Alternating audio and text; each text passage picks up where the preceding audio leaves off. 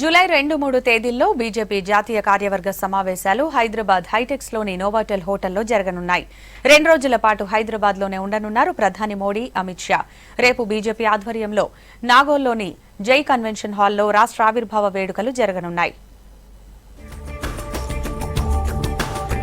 BJP జాతీయ కార్యవర్గ సమావేశాల తేదీలు ఖరారయ్యాయి. హైదరాబాద్ హైటెక్స్ నోవాటెల్ హోటల్ వేదికగా వచ్చే నెల 2-3 తేదీల్లో 2 రోజుల పాటు కార్యవర్గ సమావేశాలు జరగనున్నాయి.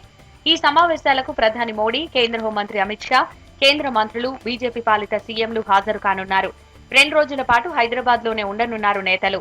బీజేపీ జాతీయ సంస్థాగత ప్రధాన కార్యదర్శి బిఎల్ సంతోష్, రాష్ట్ర వ్యవహారాల incharge Tarun Chugh, BJP state chief Bandi Sanjay ప్రముఖ హోటళ్లలో వసతులను పరిశీలించిన తర్వాత నోవాటెల్ ను ఫైనల్ చేశారు.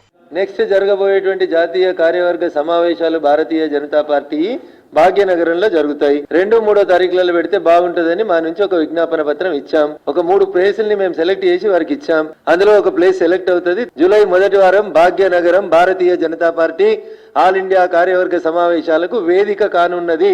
బీజేపీ రాష్ట్ర కార్యాలయంలో ముఖ్య నేతలతో సమావేశమయ్యారు ఆ పార్టీ జాతీయ సంస్థాగత ప్రధాన కార్యదర్శి బిఎల్ సంతోష్.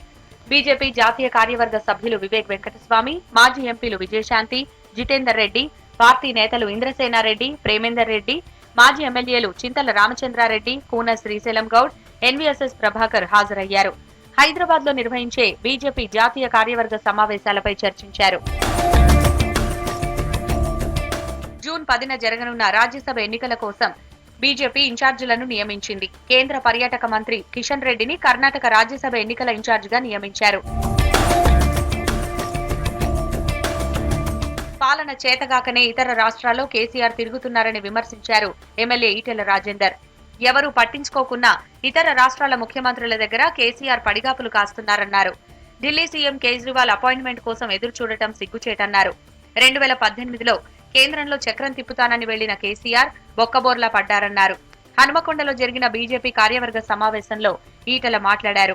ఇక్కడ ప్రజల్ని, ఇక్కడ పరిపాలనను గాలి కొదిలేసి బయట రాష్ట్రాల పని తిరుగుతున్నాడు. బయట రాష్ట్రాల పని దిగంగానే ఫామ్ హౌస్ పోయి పడుకుంటున్నాడు. ఇవాళ ఇది ముఖ్యమంత్రి గారు చేస్తున్న పని.